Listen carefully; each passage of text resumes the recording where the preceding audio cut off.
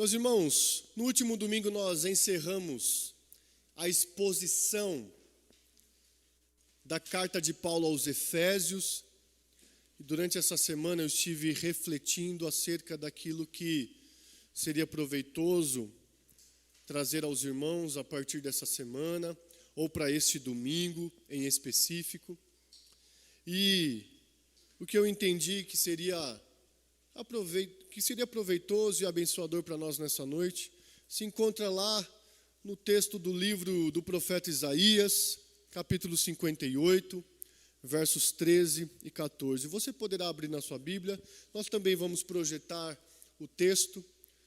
Livro do profeta Isaías, capítulo 58, versos 13 e 14.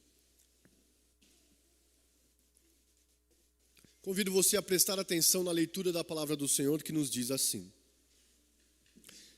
Se vigiarem os seus pés, para não profanarem o sábado, se deixarem de cuidar dos seus próprios interesses no meu santo dia, se chamarem ao sábado de meu prazer e santo dia do Senhor digno de honra, se guardarem o sábado não seguindo os seus próprios caminhos, não pretendendo fazer a sua própria vontade, nem falando palavras vãs, então vocês terão no Senhor.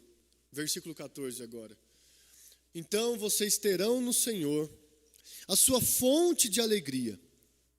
Eu os farei cavalgar sobre os altos da terra e os sustentarei com a herança de Jacó, seu pai, porque a boca do Senhor o disse. Que o Senhor nos abençoe na exposição de sua santa palavra. Meus irmãos, como é bom vê-los aqui, como é bom ver novamente alguns irmãos e como é bom ver irmãos, mais irmãos agora nesse horário no culto da noite. Porque eu estive pensando durante essa semana, à medida que eu fui vendo postagens na rede social acerca do horário do Jogo do Brasil. Fiquei pensando que não é apenas sobre mudança de horário do culto, nem simplesmente sobre assistir a uma partida de futebol. Não é sobre querer manter o horário e então ser julgado como rígido, legalista. Não é sobre achar tranquilo fazer essa alteração e ser julgado de liberal. Não, a gente não quer cair nesses extremos. O papo que rola nas redes, inclusive, é que tinha até a igreja preparada para passar o jogo do Brasil nos telões e em seguida fazer a celebração litúrgica, todo mundo com a amarelinha no peito. Enquanto eu refletia em tudo isso, o que eu pensei foi o seguinte: às vezes, o horário do culto não é só um detalhe. Talvez o evento esportivo de hoje revele mais sobre o nosso coração do que estamos dispostos a admitir. Hoje, para alguns, é uma partida de futebol que vai alterar a rotina do dia do Senhor. Amanhã pode ser qualquer outra coisa. Deixa eu contar uma história para vocês. Os Jogos Olímpicos de 1924 foram realizados em Paris, na França, entre o dia 4 de maio e 27 de julho. E como em todos os Jogos Olímpicos, uma prova muito popular é a dos 100 metros rasos. E para aquela prova, foi selecionado para competir nos 100 metros rasos e nos 200 metros, pela seleção da Grã-Bretanha, um homem chamado Eric Liddell. Guardem esse nome. Todos no país acreditavam que ele seria medalhista.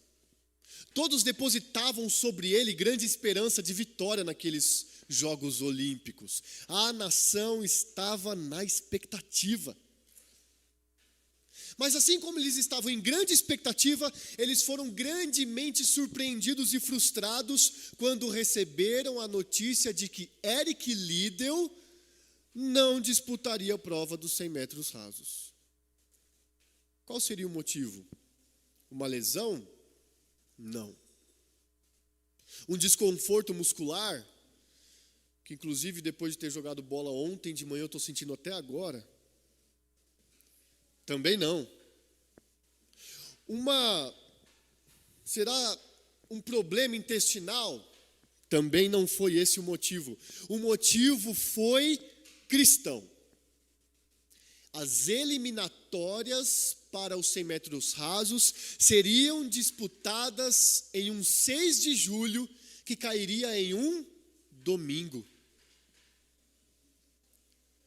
Então, Eric de imediato recusou. Sem pensar duas vezes, ele fez uma opção: eu vou guardar o dia do Senhor. Ele não disputou os 100 metros rasos, optou por disputar os 400 metros, porque cairiam em outros dias da semana, e ele foi honrado por Deus. Com a graça de Deus, ele foi medalhista de ouro, e ele conquistou o que até então era o recorde mundial. Naquele dia, muitos britânicos foram surpreendidos, menos os amigos de Eric, que sabiam que aquele missionário presbiteriano era piedoso, era fervoroso, era zeloso quanto ao serviço do Senhor.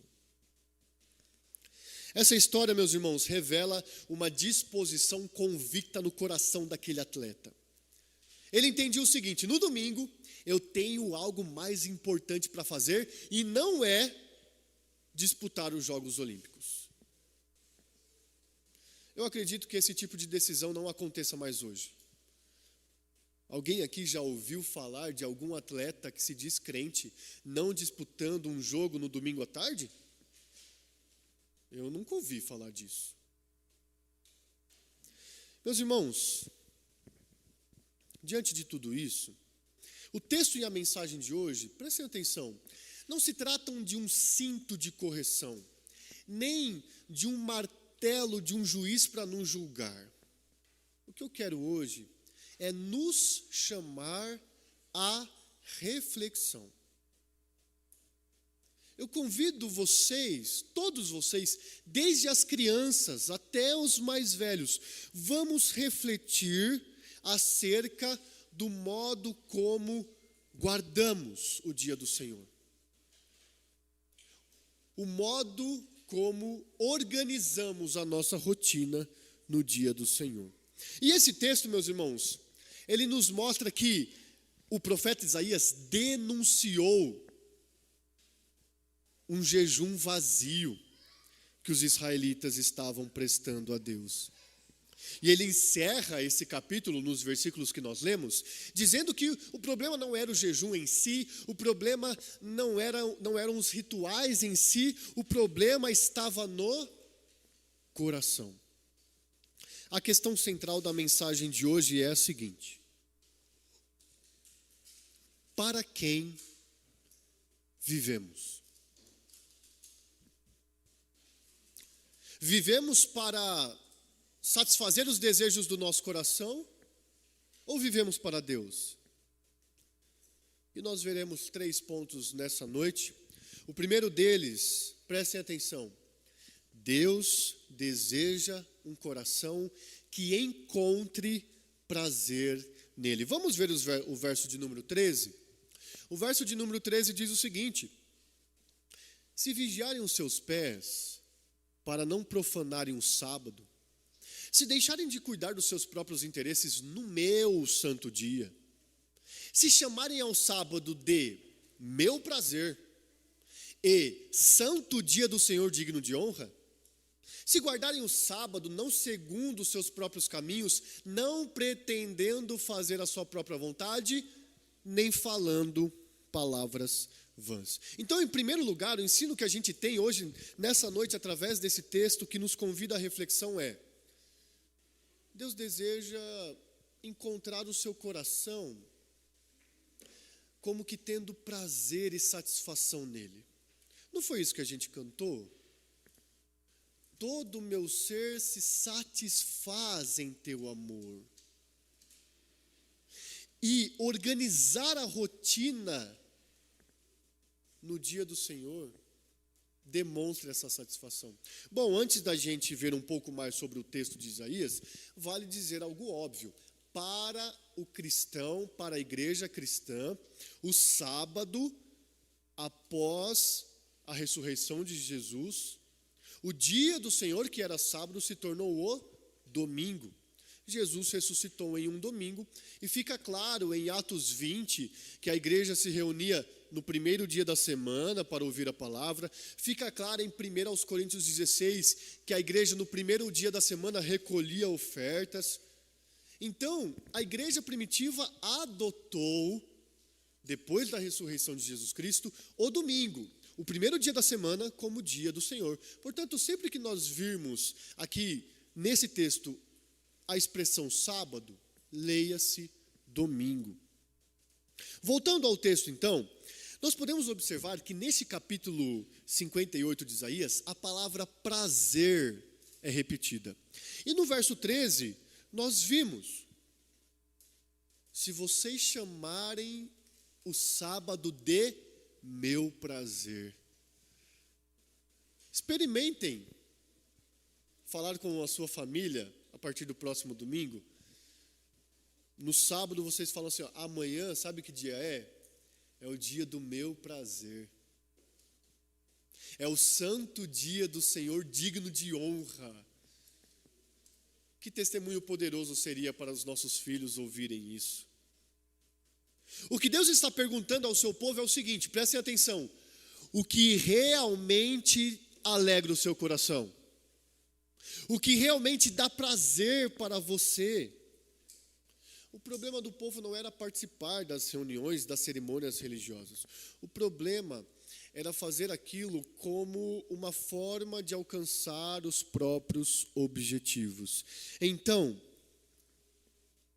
em um dia onde nós podemos ver igrejas e crentes mudando sua rotina por causa de um evento esportivo, eu não consigo deixar de pensar em duas alternativas. Ou ela responde a pergunta, o que é mais importante, dizendo, é o evento esportivo, por isso eu vou alterar as coisas do meu dia. Ou ela responde a pergunta dizendo o seguinte: uma vez que eu altero a minha rotina do domingo, eu considero o culto apenas como uma obrigação religiosa para fins próprios. E uma vez que eu já cumpri, seja de manhã, seja às 15 horas da tarde, seja um pouco mais tarde, moldando a minha rotina dominical a um evento específico, eu estou dizendo, eu cumpro com essa cerimônia religiosa para meus próprios interesses. Os israelitas, meus irmãos, vejam, eles jejuavam, mas eles queriam benefício pessoal. Eles guardavam o sábado, mas o coração continuava ocupado consigo mesmo. O culto tinha deixado de ser uma adoração verdadeira e passou a ser um meio de autopromoção espiritual. Essa é uma tentação permanente para nós hoje. E é por isso que eu convido vocês a refletirmos nessa noite. A gente pode frequentar a igreja, orar, servir, mas se a gente fizer isso simplesmente esperando que os nossos próprios interesses sejam realizados, em vez de nos submetermos aos planos de Deus, estaremos caindo no mesmo erro dos israelitas. A pergunta continua sendo a mesma: o que dá prazer para você? O que alegra o seu coração? Você está buscando a Deus verdadeiramente ou você está apenas usando a Deus? Meus irmãos, o culto verdadeiro começa quando esse ajuntamento que a gente tem aqui, ele deixa de ser para alcançarmos objetivos pessoais e passa a ser o maior desejo do nosso coração. E se um evento esportivo que é legal, que é proveitoso e que não é errado e pecaminoso em si mesmo, molda a nossa agenda dominical, como responderíamos à seguinte exortação de Jesus que está registrada em Lucas? Prestem atenção. Se alguém vem a mim e não me ama mais do que ama o seu pai, a sua mãe, a sua mulher, os seus filhos, os seus irmãos, as suas irmãs, ou até a sua própria vida, não pode ser meu discípulo. Veja que Jesus Cristo subiu o sarrafo. E para fazer uma comparação com os Jogos Olímpicos, na modalidade do salto com vara, o sarrafo vai subindo e vai ficando cada vez mais difícil cumprir aquela prova. Jesus, ele não colocou em questão aqui relacionamentos secundários, responsabilidades pequenas. Ele falou de um relacionamento, de relacionamentos decisivos para a vida do crente. E é óbvio que ele não estava fomentando, promovendo ódio dentro do seio familiar. Óbvio que não. Mas ele estava dizendo: a quem você ama mais? Qual é a maior alegria do seu coração? Então, em primeiro lugar, nós somos chamados à seguinte reflexão, meus irmãos. Deus deseja encontrar o nosso coração cheio de prazer nele. Deixa eu compartilhar uma experiência que eu tive essa semana com alguns familiares. Quando eles souberam que o horário do nosso culto se manteria, alguns me perguntaram e eu senti um certo pesar na fala deles. Pastor, ou melhor, eles falaram, Cleiton, você não conseguiu mesmo mudar o horário do seu culto aí? E eu senti que eles estavam com dó de mim. Parecia que eu estava perdendo algo de fato imperdível. E veja, se trata de alguém que gosta muito de futebol e muito mais de Copa do Mundo. Mas, meus irmãos, como é tão melhor chegar aqui e encontrá-los para cantarmos, para confraternizarmos depois, para ouvirmos mais uma vez a mesma pregação que ouvimos de manhã, mas que Deus vai nos edificar. É muito melhor, não é mesmo? E que Deus encontre o nosso coração assim, cheio de prazer, cheio de alegria, cheio de júbilo por estarmos aqui e não em qualquer outro lugar. Essa é a primeira reflexão que eu faço diante desse texto. Mas há uma outra reflexão aqui. Vamos ver novamente o versículo 13.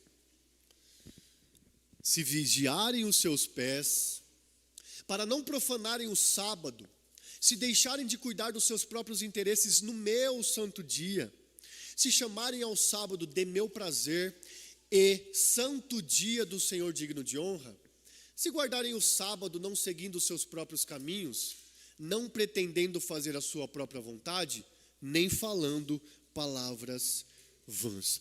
A segunda reflexão para a qual eu chamo o nosso coração nesse momento é a seguinte: é o culto que organiza a minha rotina dominical, e não o contrário. Eu não preencho o meu domingo com os meus afazeres e depois vejo se o culto dominical se encaixa.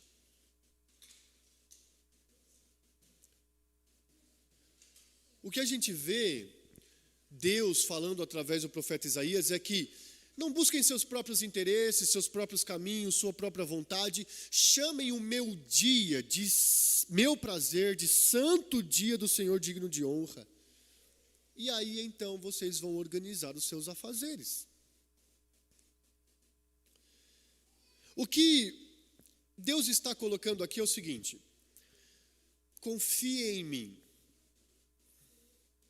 quando vocês pausarem a rotina de vocês para estarem na igreja, para me cultuarem, para me servirem, isso não vai faltar, isso não vai fazer falta para vocês no sustento de vocês, nem no lazer de vocês. Creiam nisso. Ao interromper o seu trabalho, por exemplo, o israelita declarava que sua segurança não dependia apenas do seu próprio esforço, mas da providência de Deus. Ao interromper seus lazeres, os israelitas declaravam o seguinte: eu estou aqui num momento de prazer. Era um exercício semanal de confiança. Deus me sustém, Deus me alegra. É por isso que Isaías diz: não sigam seus próprios caminhos, não busquem seus próprios interesses. A questão não é simplesmente deixar um lazer, deixar um trabalho. A questão é, primordialmente, entender: toda a minha vida depende do Senhor. E, meus irmãos, embora hoje, obviamente, nós não estejamos debaixo da legislação cerimonial do Antigo Testamento, porque aqui, dominicalmente, a gente não faz um ritual de sacrifício e tudo mais, esse princípio permanece. A gente precisa refletir: será que o meu coração, ele é retirado da correria do dia a dia, ele é retirado das distrações do dia a dia, e ele pausa para contemplar novamente a glória de Deus? Mais uma vez, a gente cantou isso. De todo o coração, desejo contemplar a sua força, a sua glória, o seu poder. E é óbvio que quando a gente fala de contemplar a glória, não estamos falando da plena glória de Deus, porque se a víssemos, morreríamos no mesmo instante. Estamos falando desse prazer, dessa alegria de cultuá-lo, de confraternizar com os irmãos. Assim como o salmista no Salmo 63 disse. Nós precisamos redirecionar o nosso coração. O que a gente vai fazer no dia do Senhor é entender: o dia do Senhor é um presente. O dia do Senhor é uma dádiva. Convenhamos, não é verdade que a gente sempre fica naquele papo de eu preciso de uma pausa para o almoço, uma pausa para o café, uma pausa para férias. A gente sempre fica nesse papo. Deus nos deu uma pausa semanal para a gente se desligar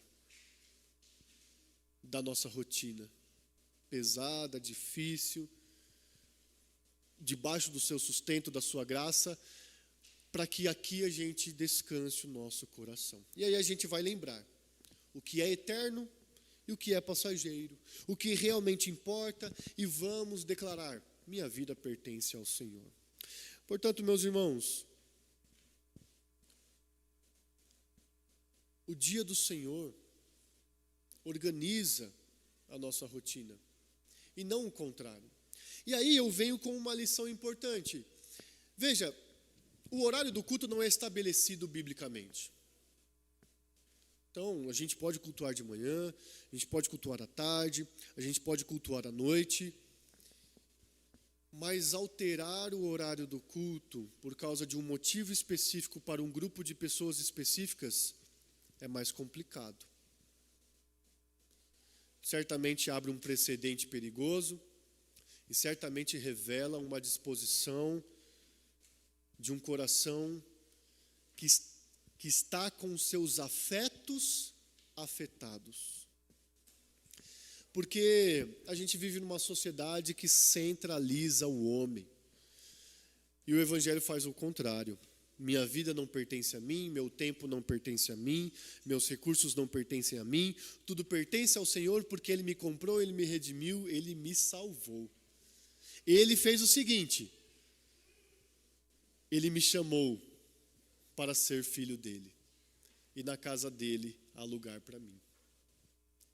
Mas em terceiro e último lugar, meus irmãos, o que eu quero refletir com vocês aqui é a respeito da grande alegria que inunda o nosso coração quando Deus o encontra tendo prazer nele e quando o nosso culto organiza a nossa vida. Vamos ver o verso de número 14 agora. Então, vocês terão no Senhor a sua fonte de alegria. Eu os farei cavalgar sobre os altos da terra e os sustentarei com a herança de Jacó, seu pai, porque a boca do Senhor o disse. Vejam o que o profeta Isaías está dizendo para nós aqui, meus irmãos. Deus encontrou prazer no seu coração. Deus percebeu que você está se submetendo ao santo dia que é dele. Então fique tranquilo, nada vai te faltar. Você não vai se sentir pesado. Você não vai se sentir triste. Pelo contrário, o Senhor é a sua fonte de alegria. Fique em paz, porque o que nós temos aqui é que quando deixamos de viver para nós mesmos, descobrimos a verdadeira alegria. Quando abrimos mão do controle da nossa vida, encontramos descanso em Deus. Quando colocamos nossos desejos aos pés do Senhor, descobrimos que Ele é a nossa maior recompensa. Essa é a verdade do Evangelho. Quem vive apenas para si, termina vazio, mas quem entrega sua vida para Deus, encontra vida em abundância. É por isso que Jesus disse: quem quiser salvar a sua vida, a perderá. E quem perder a vida por minha causa, esse a achará. Queremos segurança, alegria, esperança, paz. Vamos nos consagrar ao nosso Deus, que é a fonte de toda alegria. E que, a partir dessa semana, você possa testemunhar aos seus filhos, ao seu cônjuge, aos seus vizinhos, às pessoas que você encontrar, que no próximo domingo, você vai, mais uma vez, ter grande prazer. Você vai participar do santo dia do Senhor, digno de honra. Aquele que dá toda a alegria de que precisamos para viver. Eu convido você a fechar seus olhos e consagrar sua vida ao Senhor nesse momento. Peça ao Senhor para que o abençoe, rogando a Deus de sua graça, a fim de que os seus interesses, os seus caminhos e a sua vontade estejam submetidos ao Senhor. E que o Senhor seja o seu primeiro amor, que o Senhor seja a prioridade no seu coração, que Ele encontre o seu coração tendo prazer nele. Pai bendito, nós rogamos ao Senhor nesse momento. Ajuda-nos para que nossos olhos não vejam as circunstâncias, as pessoas, as tentações e as aflições, mas que eles estejam colocados em Cristo Jesus, para que tenhamos no Senhor a nossa fonte de salvação, de alegria, de paz e de esperança. Afinal, ó Deus, os nossos afazeres e os nossos lazeres são passageiros, mas poderemos cantar eternamente com a nossa alma, quando percebemos a sua criação, quando nos lembramos da cruz, quando a nossa mente é levada a imaginar como será maravilhoso o dia em que Jesus Cristo voltar. E então, junto com os santos, cantaremos eternamente. Ah, Jesus, nosso Deus, como será bom esse tempo. E é esse tempo que aguardamos, e dominicalmente é esse tempo que nós testemunhamos aguardar. Cuide do nosso coração. Se conosco, ó Pai. Essa é a oração que fazemos em nome de Jesus. Amém.